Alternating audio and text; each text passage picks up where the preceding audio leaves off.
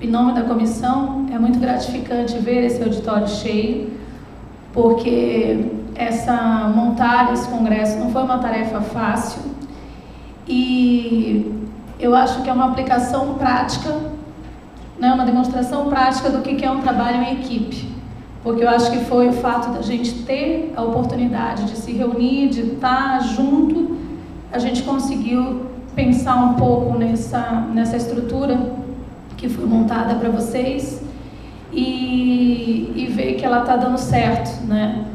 Porque vocês também confiaram nessa nova comissão e a gente conseguiu, através desse voto de confiança de vocês, transformar o COBRAC nesse sucesso que ele está sendo agora, né? Porque o que a gente está ouvindo é que as palestras estão sendo bastante atuais, nós estamos tendo a oportunidade de discutir, de ampliar nosso conhecimento, e era isso a intenção do que a gente queria aqui.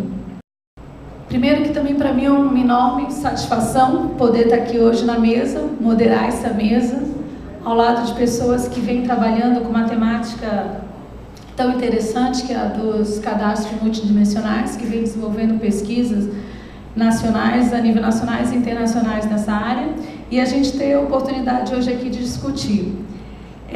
Nós vamos começar essa sessão com a palestra do professor Hamilton Amorim, que fará uma apresentação um pouco mais conceitual do cadastro multidimensional, e depois passaremos para o professor Ramiro, que apresentará para a gente alguns casos específicos de aplicação do cadastro, e finalizaremos com o professor João Espanha, que abordará sobre a multidimensionalidade do cadastro na perspectiva do LADM, certo? Então eu passo a palavra para o professor Hamilton. O professor Hamilton tem 20 minutos? Tá bom.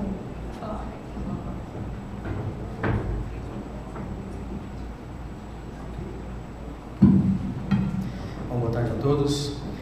Depois do almoço, todo mundo querendo tirar uma soneca, né? Então, de vez em quando a gente vai dar uns gritos aqui, então, que é para acordar todo mundo, né? Agradeço imensamente o convite para integrar essa mesa. Fiz parte da comissão organizadora, com muito orgulho, e se eu hoje dissesse assim, quem aqui veio em todos os COBRACs desde 1994, levanta a mão.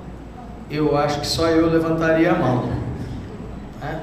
Não que eu seja tão velho, mas esse ano eu estou fazendo bodas de ouro, bodas de prata, ou de ouro também não, né? Bodas de prata de defesa de mestrado aqui em cadastro. São 25 anos atrás, nós fizemos aí a defesa número 1, não só da área de cadastro, mas sim da engenharia civil mesmo, né? Do programa de engenharia civil.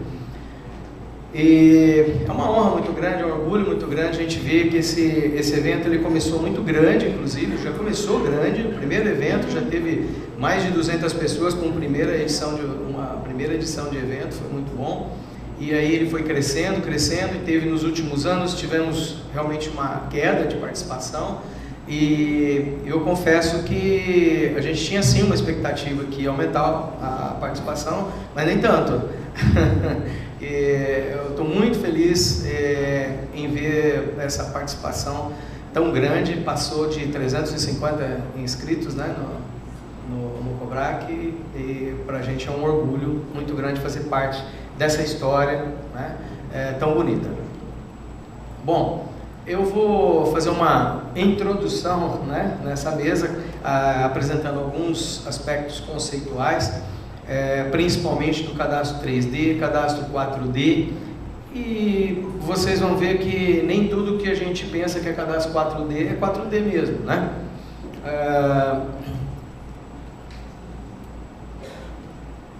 Mas vamos começar com o cadastro 3D. Não vou partir do bidimensional, porque ele está dentro aqui do tridimensional, né?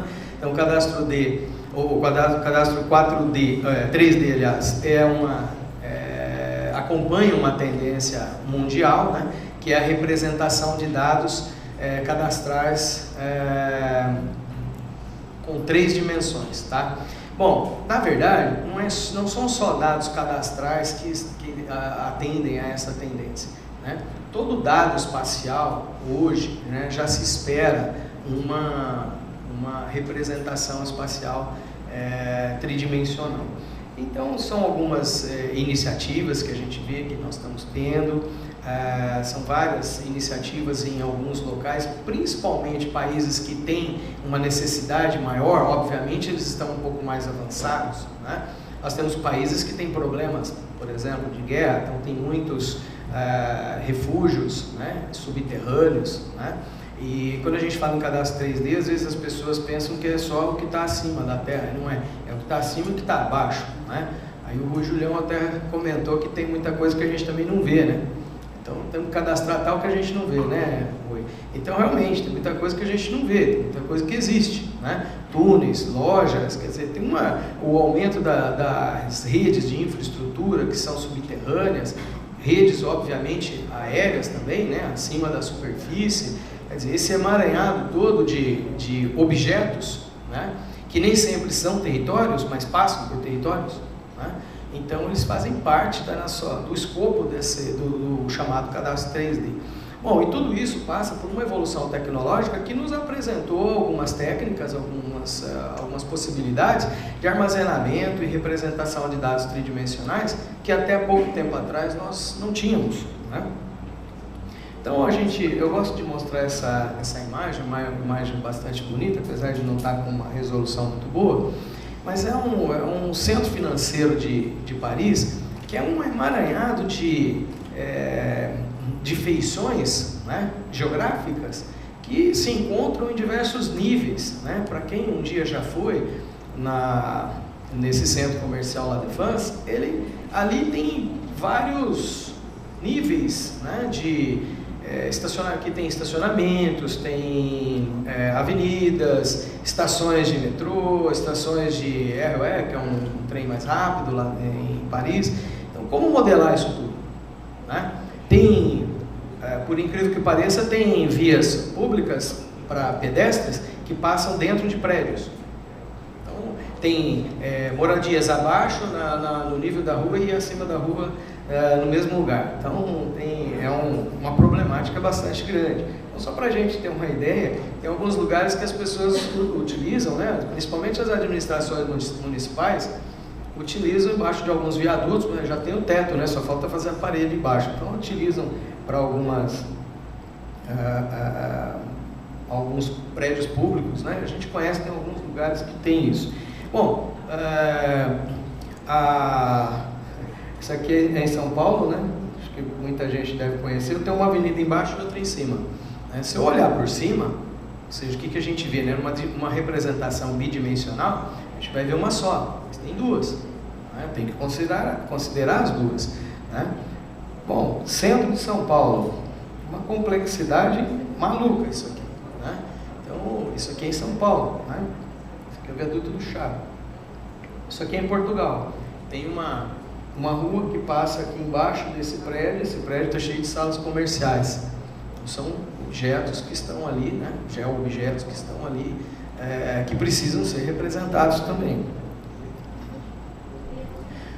Bom, se tudo fosse simples igual essa figurazinha que nós mostramos aqui, né, até que seria razoável. Então nós temos aí uma representação bidimensional, né, onde eu tenho aqui, colocamos o teto vermelho justamente para parecer que é essa casinha, né, e esse prédio aqui do lado. Uma representação bidimensional é isso que eu vejo, né, mas na realidade é isso que eu vejo, que eu tenho, né? Então são os fenômenos do mundo real que nós procuramos representar. Nem sempre nós conseguimos representar perfeitamente o fenômeno do mundo real. Então, para isso, nós utilizamos algumas técnicas de representação que podem não representar perfeitamente, mas atendem a muitas necessidades nossas, né? Então, um probleminha que nós temos, aquisição de dados, né? Olha, se tudo fosse bonitinho desse jeito aqui, né? Da frente aqui eu pudesse ver o fundo, aí eu vejo a divisa da parcela, né? Vejo aqui as construções, recuos e tal. É muito fácil desse jeito, né? Tem uma gradezinha na frente aqui, ó. Mas não é isso que ocorre, né? Então, nossa, na grande maioria das edificações nós não temos condições de acesso a todos os dados que nós precisamos, né? Bom, então como nós levantamos esses dados? Para aquisição de dados, acho que uma boa parte aqui conhece mapas, conhece levantamentos, né? Nós temos levantamentos terrestres, levantamentos aéreos, podemos até falar em levantamentos orbitais, né? E levantamentos híbridos. Mas por que levantamentos híbridos, né? Olha, isso é para resolver um problema. Olha, qual é um dos problemas para aquisição de dados tridimensionais? É isso aqui, ó, problemas de oclusão. Nem sempre eu consigo enxergar aquilo que eu preciso levantar, aquilo que eu preciso medir, né? Então aqui eu tenho uma imagem aérea, extraída de uma fotografia, de um RPA, e aqui eu tenho isto aqui ampliado, para a gente ver que tem uma árvore aqui que não me deixa ver telhado, não me deixa ver a divisa dos muros, né, dos terrenos, né?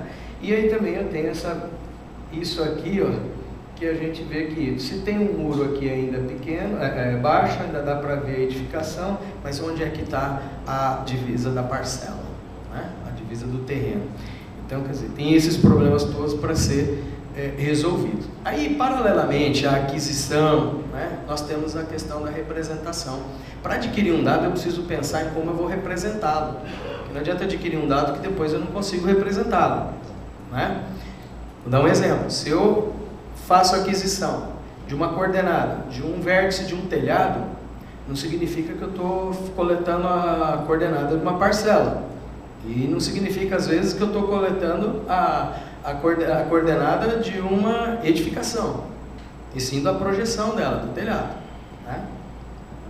Bom, então nós temos um modelo de relacionamento com vários tipos de relacionamentos de objetos 3D que são possíveis, né? Esses modelos, eles podem ser inclusive programáveis, podem ser modelados computacionalmente, né? E aí essa parcela, como é que ela fica? Olha, eu vou modelar essa parcela como um cubo, vou modelar essa parcela como um plano? Não dá, né? Porque eu estou falando em 3D. Então eu tenho que modelar como um objeto de volume, um objeto tridimensional. Então, inclusive, já houve um estudo sobre a possibilidade de utilização de um cilindro, né, que pode ser modelado computacionalmente. Isso foi feito, inclusive, computacionalmente, uma tese de doutorado do Souza, 2011, que ele modela um cilindro como uma possibilidade de modelagem tridimensional, isso computacionalmente falando, né, para que a gente possa estabelecer relações, né? E o que a gente quer modelar? O que a gente mais vê? Bom, isso aqui é representação do mundo real. Essa é a representação do mundo real. Este é um tipo de representação possível, né? E esse é um outro tipo de representação possível. Como que é isso aqui? A gente chama de uma representação não fotorrealística, né? E essa aqui, apesar de poder ser chamada fotorrealística, eu considero uma semi-fotorrealística. Não é bem isso. Acho que fotorrealística seria uma coisa mais completa, né? Fato é que nós temos que passar da representação 2D para uma representação 3D. E aí nós temos que pensar na aquisição dos dados, no armazenamento e na disponibilização desses dados. Hoje, com o advento dos geoportais, a gente vê disponibilização de dados bidimensional. Tridimensional tem alguma coisa sendo desenvolvida, mas é um objeto muito complexo de desenvolvimento, mas eu acredito que dentro de alguns anos teremos muitas novidades, né? Bom, como modelar isso computacionalmente, né? Nós temos alguns estudos ali por volta de 2011, 2012 já, e nós vimos que uma das estruturas, né, de representação de fronteiras, que é a BREP, né, ela consegue fazer uma modelagem geométrica de sólidos, né, e em função do que? Né, de faces, arestas e vértices. Então, faces e arestas compõem a modelagem topológica e os vértices a modelagem geométrica. Então isso computacionalmente dá para ser feito, é uma possibilidade. Isso não surgiu para modelar parcelas, né, que é o caso do cadastro, mas isso foi adaptado, e foi adaptado inclusive pelo Marcelo Roxo, que fez esse trabalho, apesar do nome não é alemão, ele é brasileiro. Ele fez esse trabalho e ele planejou e implementou a estrutura BREP. Ele implementou essa estrutura BREP e fez inclusive alguns experimentos. Quando ele estava terminando a sua tese de doutorado, né, foi implementado, foi disponibilizado a extensão, né, do PostGIS para representação tridimensional justamente com essa modelagem, que é a estrutura BREP. Né? Então o PostGIS, quase que ele andou atrás, né? Mas foi um pouquinho na frente do PostGIS. Bom, então isso aqui mostra, né, para a gente que a parte geométrica, né, que é o maior problema, vamos dizer, né, a ser resolvido para representação tridimensional, já está basicamente resolvida. Tem alguns, obviamente, tem alguns probleminhas com relação a cadastro, a representação da parcela, dos geoobjetos, que ainda precisam ser resolvidas, né? Isso aí, inclusive, vai ser tema de alguma discussão amanhã na mesa que fala sobre o georreferenciamento dos imóveis urbanos, né? Nós vamos falar sobre isso. E aí, passando um pouquinho mais adiante, nós temos o chamado cadastro 4D. O que é um cadastro 4D? A gente imagina o seguinte: imagina um cadastro tridimensional e a quarta dimensão é o tempo, né? Mas aí eu faço a seguinte pergunta: e se eu tenho um cadastro que originariamente é bidimensional, eu não tenho tridimensionalidade nele, não tenho modelagem dele, mas eu consegui montar um repositório de dados que me permite a avaliação ou análises espaço-temporais. Ele não é um cadastro 3D, mas ele utiliza essa chamada quarta dimensão do cadastro, né? E que é possível, é perfeitamente possível. Cadastro 4D mesmo, implementar o cadastro 4D, ou seja, o modelo de dados tridimensional e espacial, eu ainda não vi na prática, não vi ninguém implementar isso ainda, principalmente se tratando de atributos, né? Porque é óbvio, quando a gente fala em análise temporal, a gente vai pensar também que nós temos duas classes de dados que são importantes, mas são tratadas diferentemente nessa modelagem, que é a classe dos dados geométricos e dos atributos. São duas coisas tratadas diferentemente. Bom, então um banco de dados, obviamente, que a gente pensa, né, da análise temporal, é um banco de dados modelado de forma que permitam aí as análises espaço-temporais. Para a gente é importante espaço, mas o banco de dados com análise temporal, onde não se havia relação espacial, isso já existe há muito tempo. Obviamente que isso foi adaptado para a nossa área. Então, nem precisava dizer isso aqui, mas o que a gente espera de um cadastro multifinalitário é que seja um instrumento de planejamento. Para o planejamento é extremamente importante os estudos históricos, né, que permitem o estudo da evolução dos fenômenos, né, e para isso é importantíssimo que a gente tenha o histórico dos dados. E esse é o grande ponto, que o banco de dados que nós conhecemos para cadastro hoje, ele não guarda o histórico de dados. Atualiza um dado, ou seja, né, retira um, joga fora e coloca outro no lugar, né? É isso que vem acontecendo. Porque o cadastro no Brasil, ele é baseado num banco de dados transacional, que é exatamente esse tipo de banco de dados, ele é estático, né? E obviamente que hoje nós precisamos que esse banco de dados seja diferente, a modelagem do cadastro precisa ser diferente, e baseado principalmente no conceito de inteligência de negócio, né? Que é um conceito que não é novo, isso já é antigo, já é utilizado por grandes empresas que movimentam grandes bancos de dados de clientes, de fornecedores, inclusive começou a ser utilizado como instrumento de estudos estratégicos para a própria empresa, ou seja, totalmente fora dessa área, desse contexto, né, de cadastro. Então, esse conceito é que começou a ser, veio, né, para a nossa área e nós estamos adaptando, né? Bom, então o grande pressuposto disso aí é que o cadastro, ele representa estaticamente esses dados. Então, dando tanto dados gráficos quanto dados descritivos.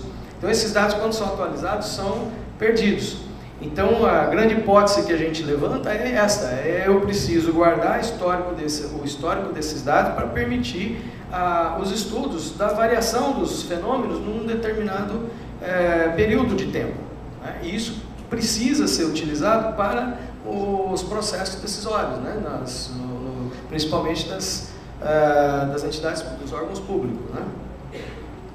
O grande desafio para a implementação disso é que quando se chega numa prefeitura, no máximo que você vai ter são bancos de dados que são, às vezes algumas pessoas vão pensar assim, mas não joga fora, a gente guarda os dados. Tem até dados microfilmados, quem é mais velho deve saber o que é isso, né?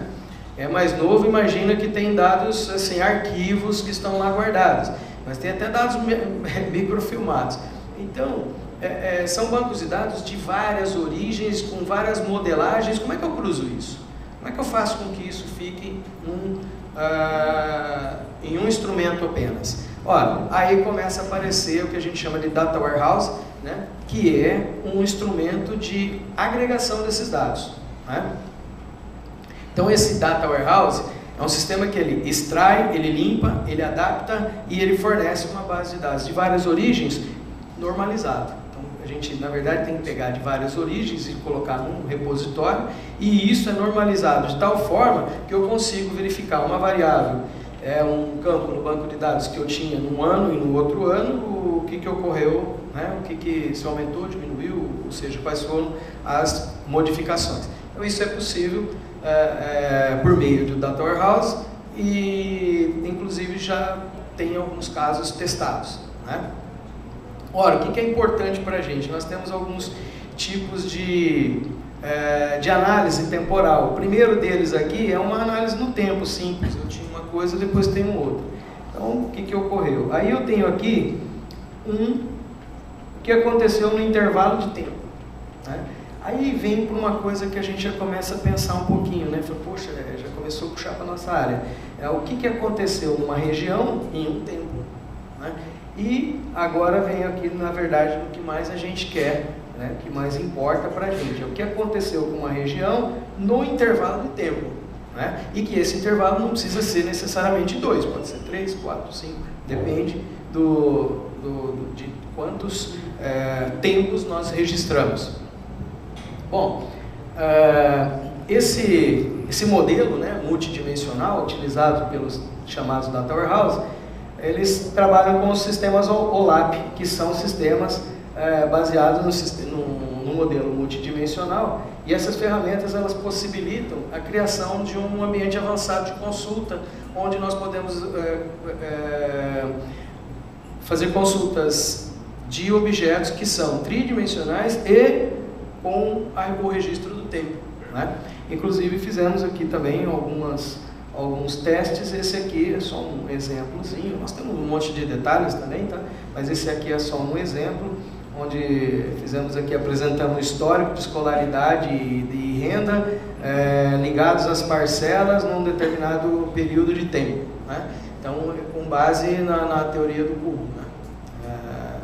Essa foi uma forma que foi utilizada para elaborar um banco de dados temporais dentro de um Data Warehouse, que nada mais é que um repositório de dados que possibilita essa compatibilização dos dados, né? Bom, basicamente o que eu tinha para essa parte é isso. Obrigado.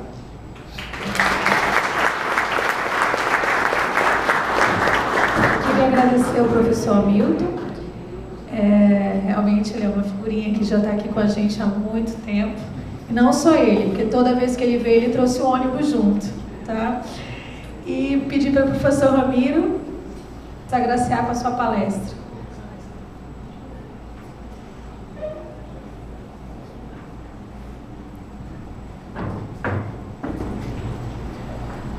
Bueno, buenas tardes a todos. Voy a hablar en español, como me escuchan. Antes que nada, agradecer a los organizadores del evento por invitarme a participar aquí, sobre todo a Everton y Leanne por facilitar mi venida, a Diego por la recomendación y al profesor Hamilton por acompañarme en una estadía aquí en Brasil antes de venir al Congreso. Bueno, voy a continuar con el tema de la mesa redonda que nos toca. En principio hablar de cuáles son todas las coordenadas que nos permiten hablar de los catastros multidimensionales. En principio todos sabemos que existen las coordenadas planares, las X e Y asociadas a los georreferenciamientos y a las proyecciones cartográficas tradicionales de los catastros. Como comentó el profesor Hamilton, con el tiempo se fue agregando la coordenada espacial para describir volúmenes y superficies de referencia, y en estos momentos estamos discutiendo las coordenadas temporales relacionadas a los cambios y las estabilidades de los fenómenos territoriales, y también voy a hacer una breve referencia a una quinta dimensión que se está incorporando a las discusiones científicas, que tiene que ver con la escala, porque evidentemente los fenómenos territoriales funcionan en distintos niveles, locales, globales, y la captura de datos para describir esos fenómenos evidentemente está asociada a la escala de esos fenómenos. Bueno, pero como dijo el profesor Hamilton, los catastros multidimensionales se organizan cuando esas variables están modeladas y integradas de una manera determinada. Sobre catastro 3D ya contamos que incluyen las variables espaciales. Para pasar un 4D hay que incluir la variable temporal a las espaciales, y para hablar de un catastro 5D es necesario a las 4 anteriores incluir la variable de la escala. Bueno, sobre lo 3D no voy a avanzar más porque el profesor Hamilton creo que fue claro en la exposición. Y me voy a centrar un poco más en la cuestión de 4D, pero puntualmente en lo multitemporal, no tanto en lo 4D. Es preciso entender que este todavía es un concepto en discusión, pero que sin duda incluye a lo que es la variable temporal, es decir, a los cambios en el tiempo. Este autor menciona que hay 3 tipos de tiempos catastrales. Por un lado, los que tienen que ver con los tiempos de actualización de los datos en el registro, que están relacionados a los cambios en los atributos, como por ejemplo la titularidad de las parcelas, los propietarios. Y después hay 2 más, en principio los tiempos derivados de eventos legales que extinguen o crean nuevas parcelas, como un fraccionamiento, una división de parcelas, y después los tiempos que son derivados de los cambios en los derechos de propiedad, que incluye a los corrimientos de límites, como por ejemplo el desplazamiento de ríos, que tienen a su vez tienen consecuencias en la geometría de las entidades de las parcelas, y que a su vez eso impacta en los atributos, obviamente. Un cambio, una reducción en la parcela puede alterar la evaluación, un fraccionamiento de un loteo genera nuevos derechos de titularidad en otras personas, y así. Entonces voy a mostrar ahora una serie de situaciones territoriales que son multidimensionales y que requieren un enfoque de tipo multitemporal para el análisis. Este es mi barrio, donde yo vivo, en mi ciudad, Santa Fe, en el año 2002, donde está ahí la casita, donde está hoy mi casa, y que para el año 2018 ya presentaba este desarrollo inmobiliario, que fue bastante acelerado y permitió que yo pudiera vivir ahí, entre otras cosas. Bien, este breve ejercicio, que para todos es muy conocido para lo que es la especulación inmobiliaria, el avance de la urbanización y de estos fenómenos territoriales, necesita de un enfoque multitemporal para analizarlo. Que si lo miramos en este esquema sencillo que presentaron los autores, es muy evidente que en un contexto espacial 2D, como son nuestros catastros hoy en día, es posible ir viendo cómo fue la evolución de esa región en base al análisis del fraccionamiento progresivo de las parcelas de esa área, lo que convierte a esto en una situación 2D más la variable temporal, y sobre la cual poder tomar decisiones territoriales como, bueno, frenar o promover el avance de esa urbanización. Un ejercicio que hicimos con esto, con una geógrafa, trabajamos recopilando planos de mensura, que es el documento con el que en Argentina registramos los fraccionamientos de parcelas, que en uno de sus apartados incluye por ley una línea a la que tiene que referirse en relación a cuál es el plano anterior que modifica. Entonces fuimos recopilando en una pequeña localidad de mi estado todos los planos de mensura anteriores a los actuales para ir reconstruyendo el fraccionamiento urbano de esa localidad. Y logramos construir este mapa de multitemporalidad, donde nos dice cuáles fueron los barrios que primero se fueron desarrollando, fraccionando. O sea, hicimos el ejercicio inverso a lo que mostré anteriormente, fuimos reconstruyendo la historia catastral de esa localidad. Y esto sirvió para que la geógrafa pudiera asociar esta historia catastral a políticas de promoción inmobiliaria, es decir, pudo analizar cuáles fueron las políticas locales que favorecieron la urbanización y también asociarlas a un contexto histórico-económico como para determinar cuáles son las condiciones óptimas para el avance de la urbanización en este lugar. Bueno, otro fenómeno clásico, ya lo mencioné, son los corrimientos, los desplazamientos de límites por fenómenos naturales, como en este caso que son los ríos, que lo podemos registrar en dos momentos distintos y evaluar ese desplazamiento, y en un esquema muy sencillo al anterior, en el que lo que cambian ya no son los límites de las parcelas, sino las posiciones de esos límites en el espacio y a lo largo del tiempo, pero también aquí en una perspectiva bidimensional y temporal. Otro caso típico de análisis multitemporales, ahora ya empezamos a meter la cuestión de la escala como una variable que empieza a llamarnos la atención porque saltamos al ámbito regional.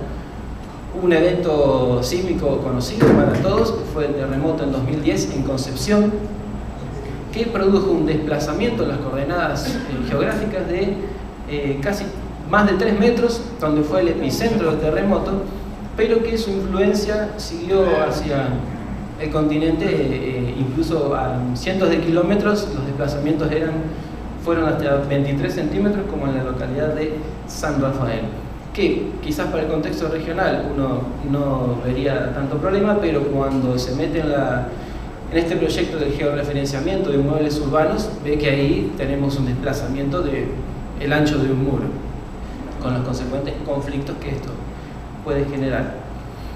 Y después otro tipo de análisis regionales multidimensionales que quizás no lo hace la gente los profesionales que vienen de nuestro ambiente, de nuestro trabajo de cadastro o agrimensura, sino que hacen geógrafos o gente que analiza el territorio de otras maneras, hacen mapas multitemporales con la evolución del cambio del suelo, por ejemplo.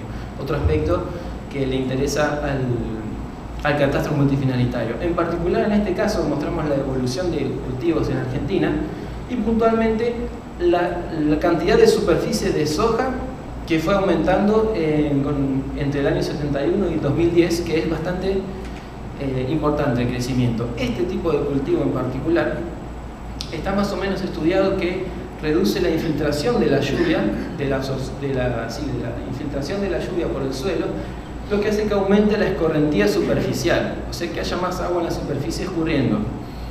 Y esto produjo, estamos en escala regional, ahora en la escala local esto tuvo consecuencias. Este es un campo del estado de San Luis, también en Argentina, que en ese periodo de acelerado aumento del cultivo de soja y el consecuente aumento del escurrimiento superficial, le apareció un río en un momento, y eso genera un escenario territorial totalmente distinto, que implica que hay nuevos objetos territoriales en esta zona, que es el río, y que produjo cambios cambios geométricos en las parcelas linderas, y que también eso tiene consecuencias en los atributos y en los aspectos legales, porque los ríos en Argentina tienen restricciones al dominio asociados.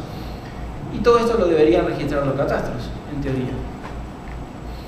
Entonces acá me detengo un poco a hablar de este fenómeno de los ríos en Argentina, porque el Código Civil los define los delimita como objetos territoriales de manera a la que llegan las crecidas ordinarias de esos ríos, o sea, cómo el régimen hidrológico funciona y está delimitado por los alcances que tiene ese funcionamiento, que gráficamente pueden mostrarse de esta manera.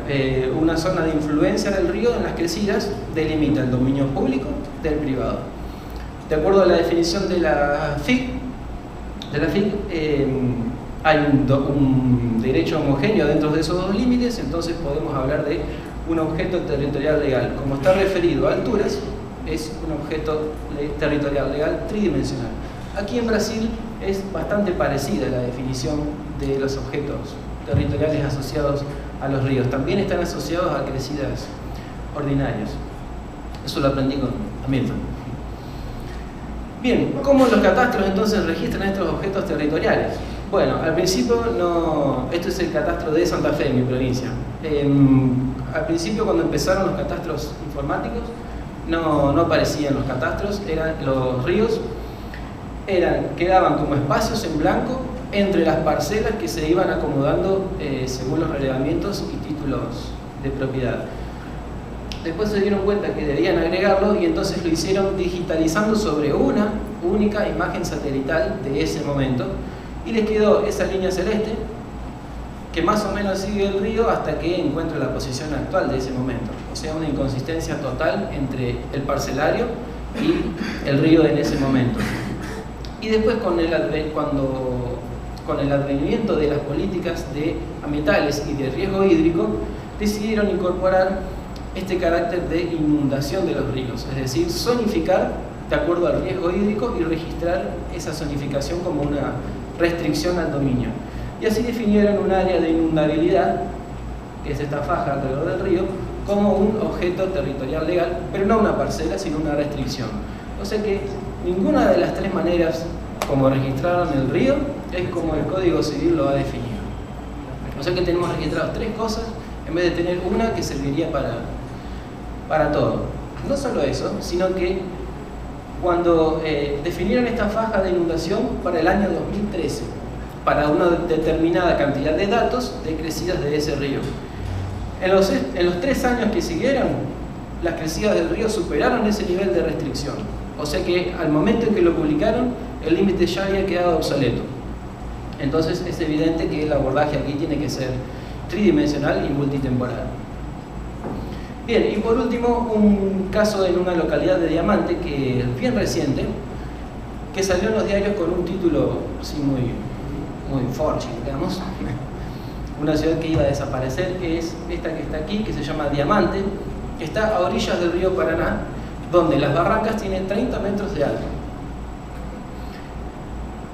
Si bien para los medios centralizados de Buenos Aires esto era una cosa trágica, para el pueblo ese era una cosa bastante normal y cotidiana, al punto tal de que en el año 79 ya tenían una normativa, que aquí no se ve, pero con medidas más o menos precisas establecen zonificaciones para que la gente no establezca en esos lugares, para que impedir ese riesgo geológico, digamos.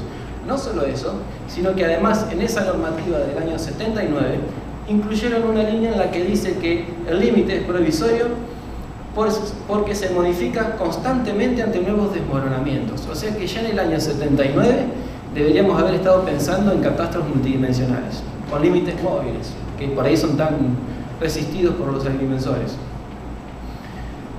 Eso que vimos a escala local, que uno podría decir, bueno, pasa en un pueblo, no hay tanto problema, en realidad es un problema, una situación territorial regional por toda la costa este del río Paraná. Y se han hecho suficientes mediciones a lo largo de toda la costa como para caracterizar bien esos desplazamientos e incluso calcularon tasas de retroceso de esa barranca, de esa margen, de manera que los catastros podrían registrarlo de una manera adecuada y generar a su vez restricciones multitemporales en base a esas informaciones. Y con este salto de escala también quiero volver a retomar la idea del 5D, de que es necesario también la perspectiva a distintas escalas. Bueno, entonces por último una reflexión final.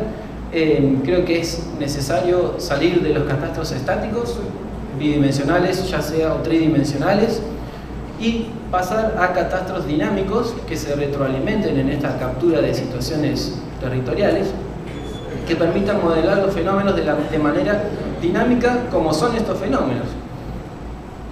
De manera tal de que los catastros sean registros de situaciones de tantas situaciones que nos permitan entender la película hacia atrás, o sea, la historia territorial de desde dónde venimos y por qué estamos así, y también ir registrando situaciones de hacia dónde vamos para que los catastros se conviertan en monitores territoriales, es decir, que diagnostiquen el territorio y que idealmente tengan una característica predictiva que permita advertirnos de que puede haber problemas territoriales a futuro y no estar, después de que ocurran, registrando los errores del pasado. Así que, bueno, eso es todo. Muchas gracias.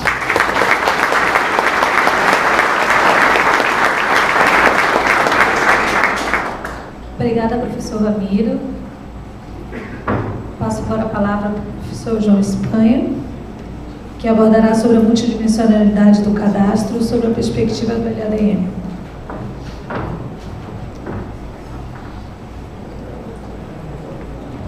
Boas tardes, encontramos-nos de novo e eu desta vez venho apresentar algo um bocadinho diferente sobre experiências que tive ao longo de investigações que efetuei com um grupo que foi formado no início assim um bocadinho informalmente mesmo, a partir da Universidade de Delft, onde eu tirei o doutoramento, e que fizemos então este conjunto de pesquisas.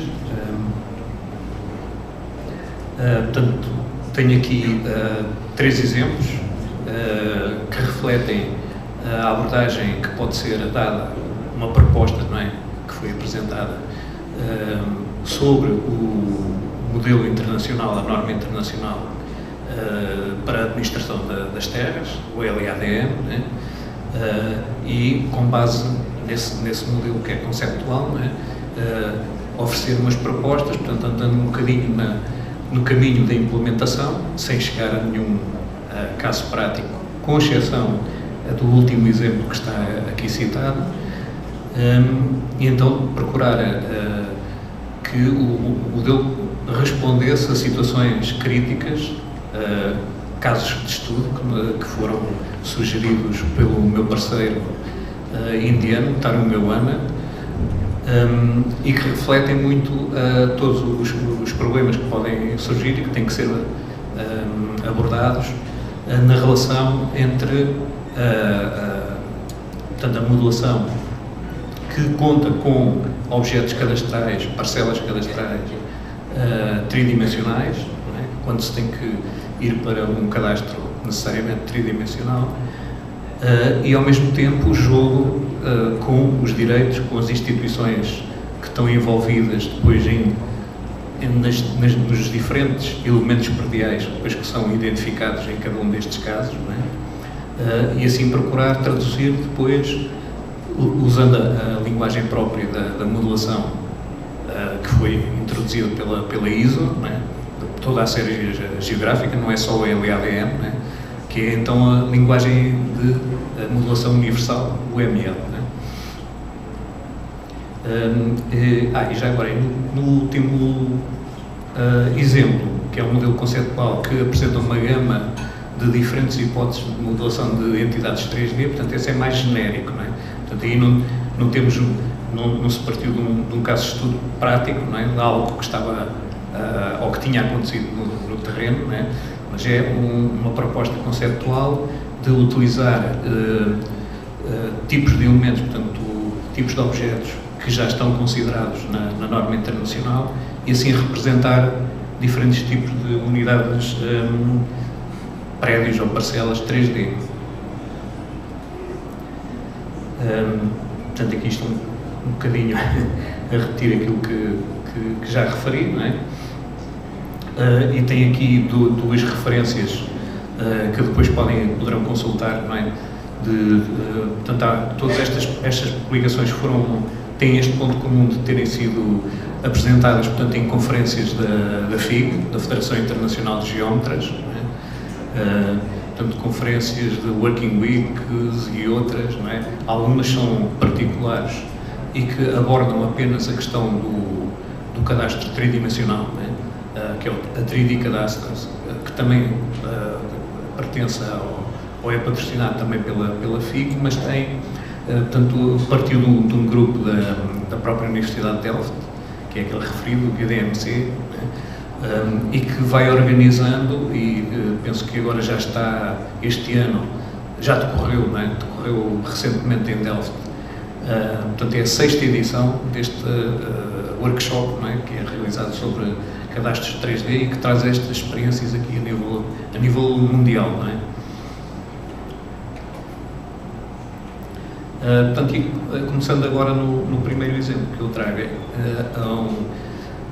portanto, é feito sobre um caso de estudo que é uma área que é densamente urbanizada, Portanto, é uma área urbana densa na metrópole Nova Delhi, na Índia.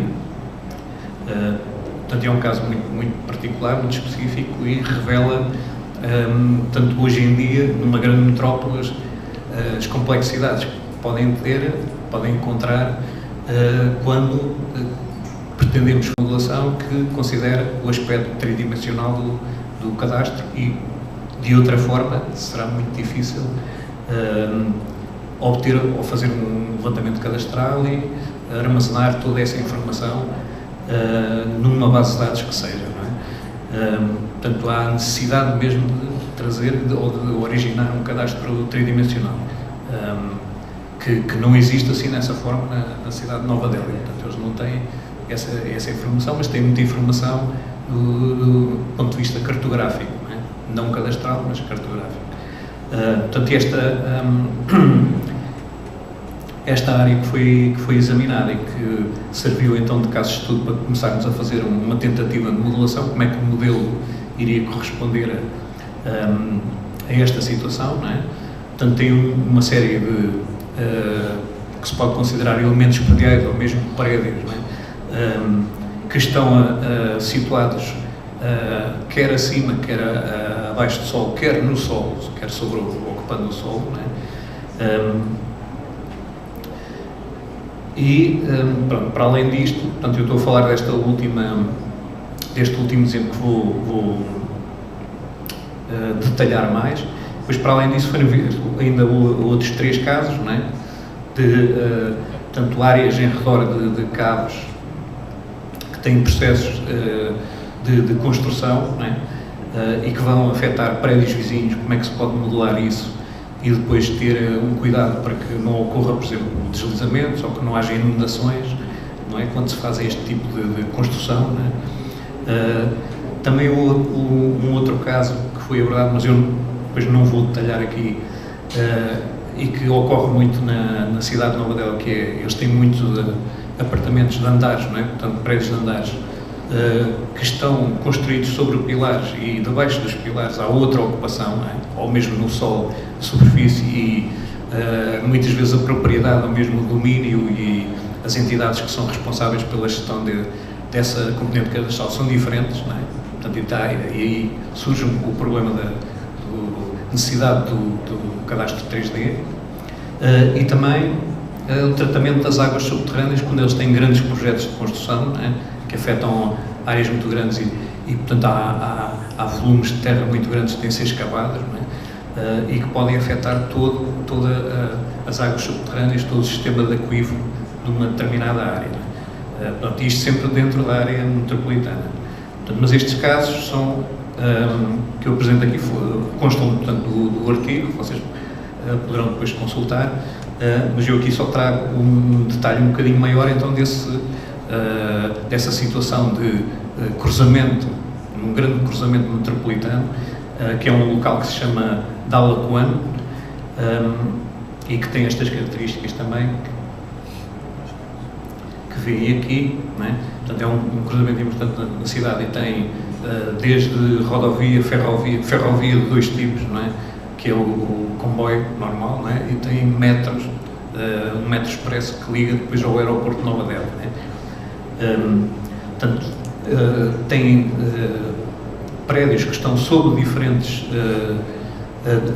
administrações juridicamente, da componente legal.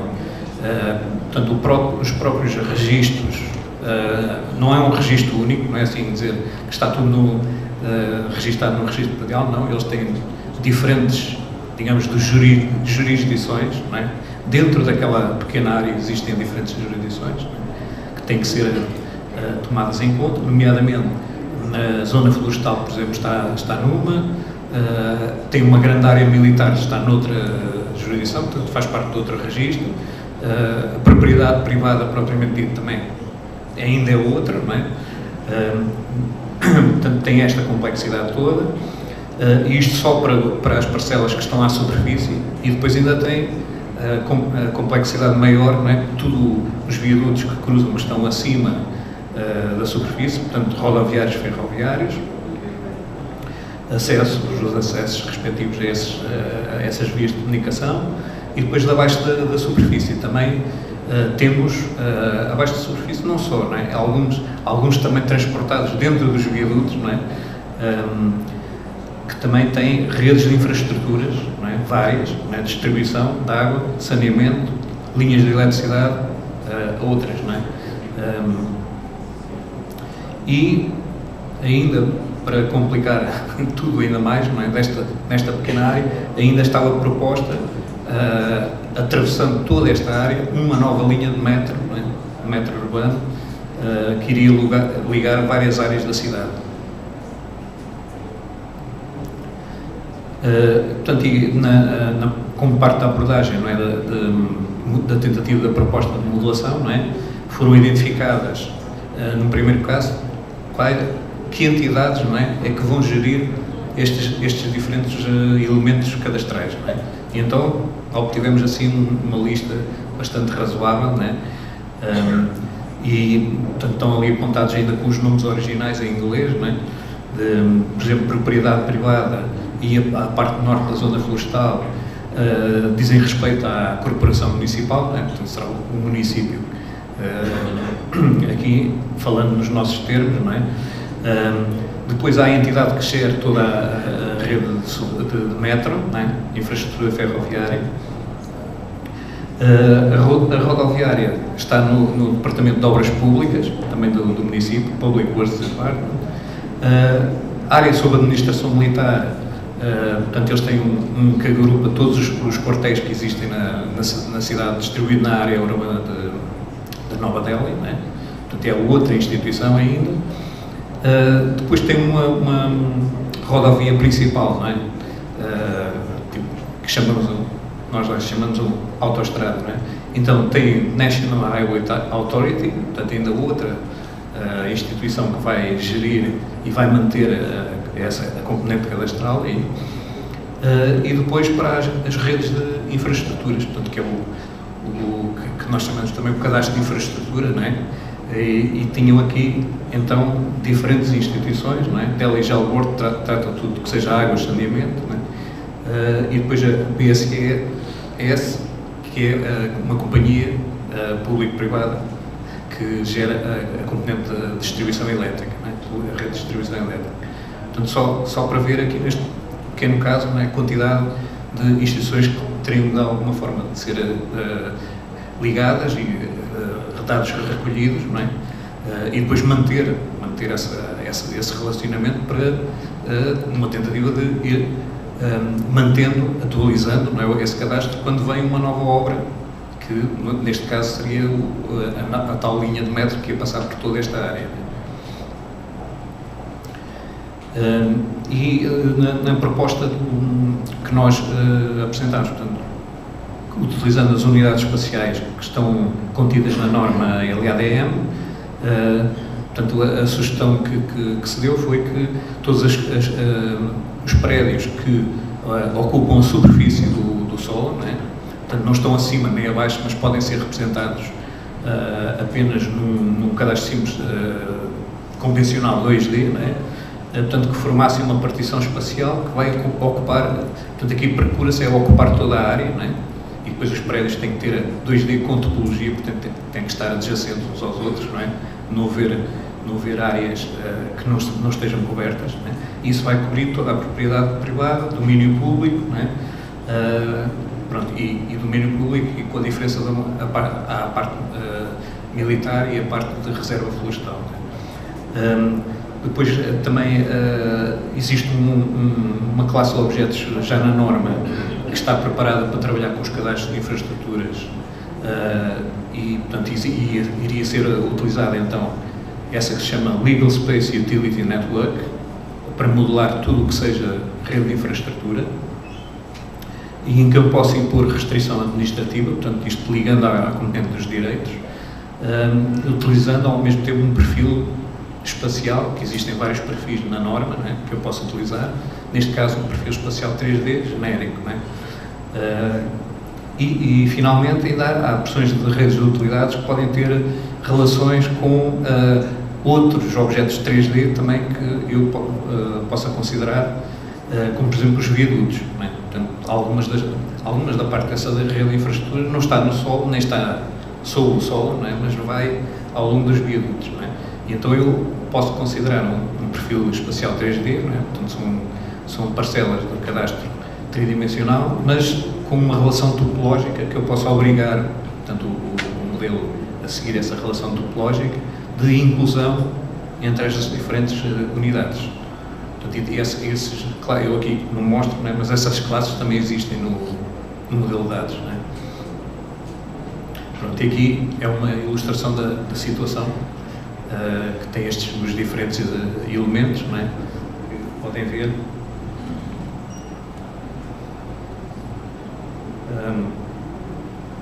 Ok, não era isto.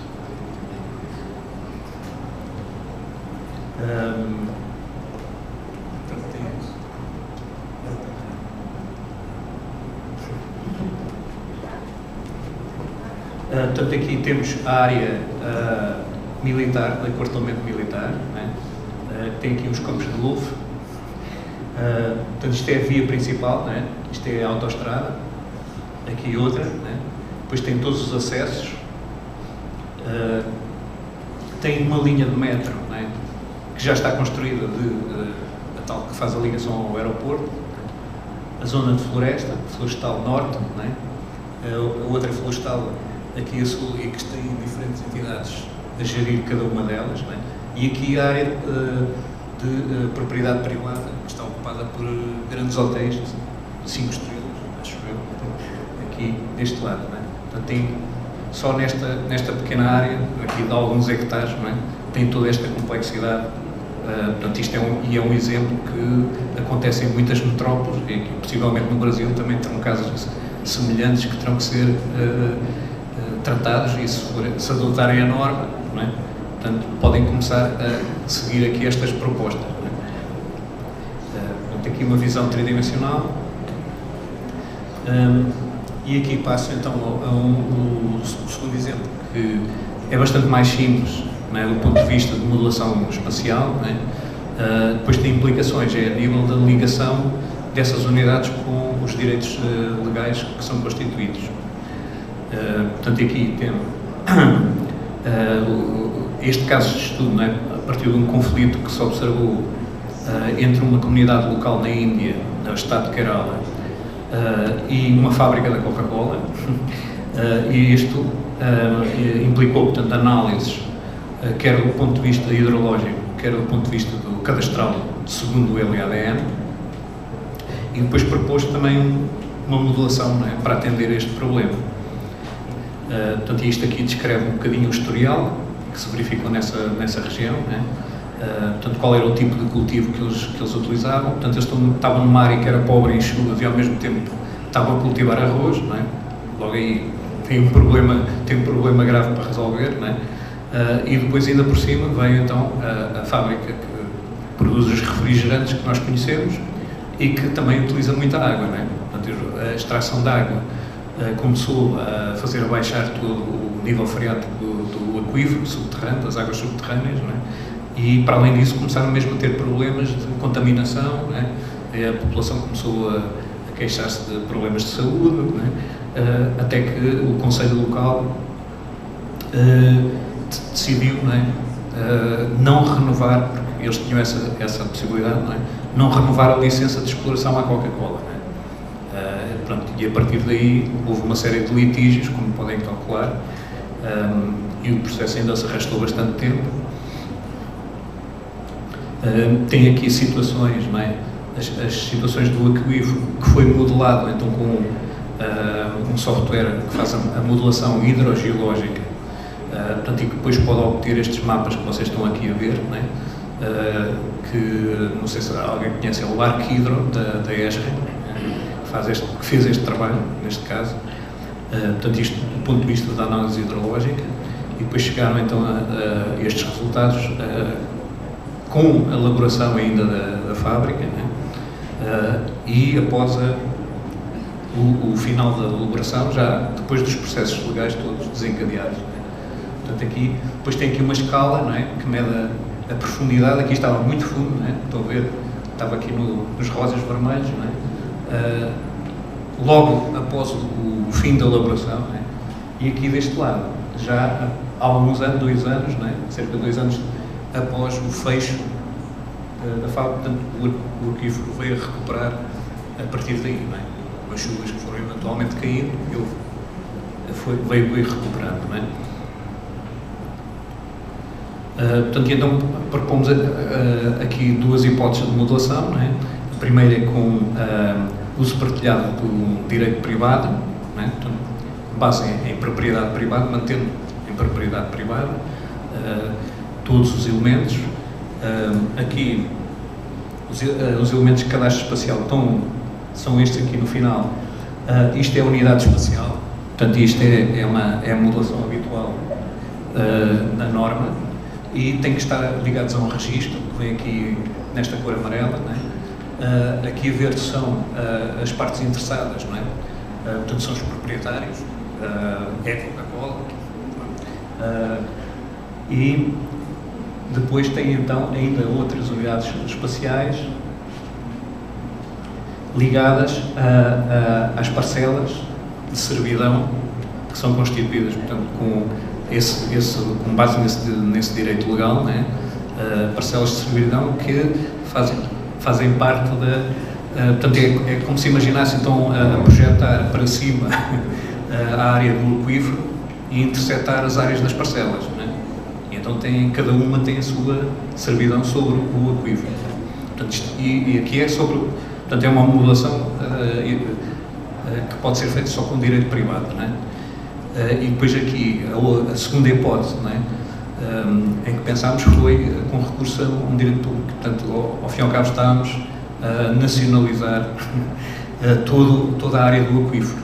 Não é? O aquífero passava a ser considerado um recurso público, não é?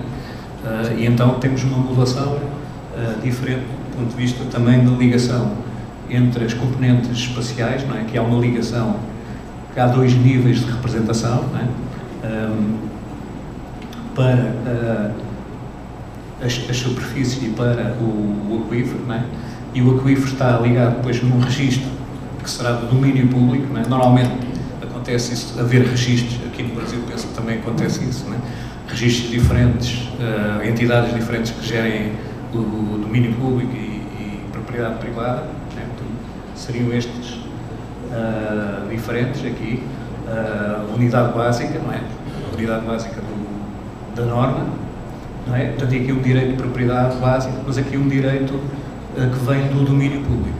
Portanto, isto também é possível fazer esta modulação assim, desta forma, utilizando a norma. Portanto, aqui uma representação hipotética do aquífero, não é? Recorrendo a unidades espaciais que estão previstas na norma, que é um exemplo, e que também vem de encontro agora aqui este último, não é? Para terminar, um modelo conceptual que tem uma gama de representações diferentes que eu posso usar para modelar prédios em 3D, usando então sempre as classes que já existem sobre a norma internacional, não é? Isto foi proposto por Rod Thompson, e ele é que teve a ideia inicial do conceito, não é? O conceito da componente espacial da norma, portanto, na representação espacial, não é? Portanto, e aqui este artigo parte da maioria, do princípio que a maioria das unidades espaciais tem uma representação tridimensional, pode ter uma representação tridimensional que é relativamente simples em termos dos seus compostos, não é? Mas depois o agregado pode ser complexo, não é? mas os elementos básicos podem ser bastante simples, não é? Portanto, basicamente uma extrusão de um polígono 2D, não é? Que vai atender a muitos casos de cadastro de prédios tridimensionais, não é? Portanto, o perfil espacial aqui foi diferente, foi um misto 2D e 3D, que foi proposto também precisamente por Rod Thompson, e ele fez depois o teste real. Aqui isto é conceito, mas ele fez um teste real destes conceitos que ele aqui explicou neste artigo, com base nos dados que ele tinha acesso, né, porque estava numa posição de chefia do cadastro de Queensland, na Austrália, né? Portanto, já foi testado, não é?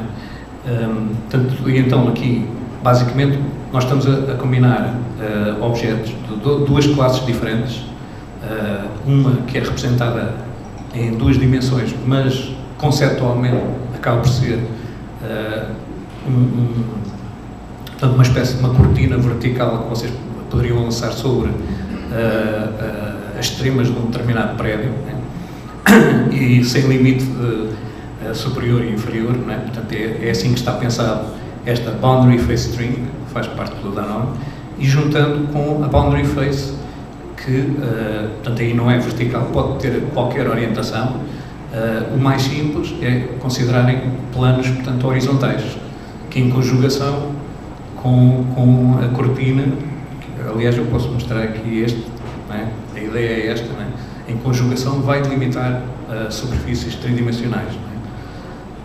Portanto, apenas com estas 2 classes diferentes.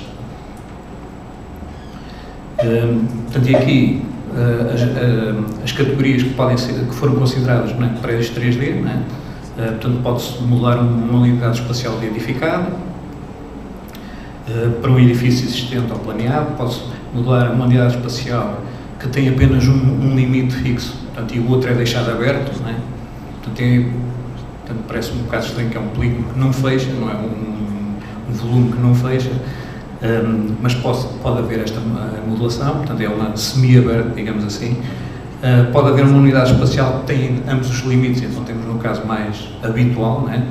Por fases horizontais, portanto, modulação muito simples também, não é? Depois posso começar a criar aqui um grau de complexidade, não é? Que é fazer essa modulação em degraus, não é? Portanto, não tenho apenas 2 faces, mas tenho diversas faces situadas em alturas diferentes, acima ou abaixo, não é? E finalmente a unidade espacial 3D genérica, não é? Em que estas faces podem estar inclinadas, não é? Mas estão a ver que são planos retos, não há aqui modulação por curvas, não. Portanto, e com base nestes elementos, não é, eu posso modelar a maior parte dos prédios 3D e depois tem muitos benefícios a nível do processamento dos dados, não é? E da validação e de verificar a topologia, não é? Porque torna-se mais simples fazer todas essas operações. Pronto, aqui temos um exemplo do que é que seria, não é? Na prática, as tais os diferentes tipos de unidade. Portanto, está aqui a superfície do solo, não é? Seria tínhamos aqui um prédio A e um prédio B, e depois temos prismas, não é? Que são delimitados por faces horizontais, não é? Aqui D, BC, portanto, e aqui já tinha, por exemplo, aqui tinha um prédio 3D abaixo da superfície, aqui acima da superfície, e aqui com uma relação, já um plano oblíquo, não é? Uma face que não é horizontal, mas também faz parte do mesmo tipo de modulação e recorrendo ao mesmo tipo de entidades. E aqui depois a proposta que foi feita para implementar a nível de uma base de dados, não é? O modelo de classes, estão ali as 2 classes representadas com um conjunto de atributos e uma associação entre elas, de agregação, não é? Obrigatória, não é? Tem este sinal assim, portanto quer dizer que eu tenho que ter aqui deste lado a unidade espacial, pelo menos, e depois posso juntar várias, uma mais, ou posso não ter nenhuma, eventualmente. E então estou num caso de polígono 2D, não é? Se não, vou recorrer então a esta classe para modelar prédios tridimensionais, não Portanto, e por isso é que está aqui esta cardinalidade aqui na associação. Portanto, isto em termos da modulação pode ser aplicado a avançados, e depois em termos da transferência de dados, não é? Portanto, eu vou coligir os dados em campo, não é? Vou adquirir os dados em campo, com as técnicas topográficas, não é? Que possam imaginar, e depois quero levar isso através de um fecheiro, e posso transmiti-lo pela internet, não é? E depois fazer a implementação mais tarde na base de dados, não é? Portanto, um formato de intercâmbio. Portanto, ele também, neste artigo, define um formato de intercâmbio de informação que é baseado, então, na norma neozelandesa do LAND XML. Portanto, e também uma forma muito simples e que está de acordo até com o que fazem muitas cadernetas ligadas às estações totais, não é? E fez esta proposta, então. E pronto, eram os exemplos, então, que eu tinha para mostrar. Muito obrigado.